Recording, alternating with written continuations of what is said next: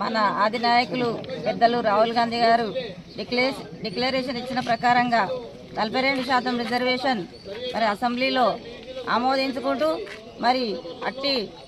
ఆ 42% రిజర్వేషన్ మరి గవర్నర్కు పంపి మరి కేంద్రానికి పంపితే మరి కేంద్రము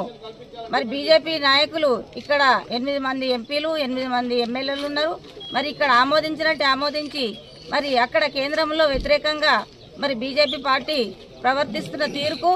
మరి ఈరోజు అఖిలపక్షంలో భాగంగా రాష్ట్రంలో మరి అందరం కలిసి మరి బీసీ రిజర్వేషన్ కోసం అందరం పోరాటం చేయాలని మన పెద్దలు మహేష్ గౌడ్ గారు ఇచ్చిన పిలుపు మేరకు ఈరోజు సిరిసిల్ల పట్టణంలో మరి కాంగ్రెస్ పార్టీ పక్షాన మేమందరం కూడా 42% రిజర్వేషన్కు మరి మద్దతుగా మేమందరం కూడా కాంగ్రెస్ పార్టీ పక్షాన మరి సిరిసిల్ల పట్టణంలో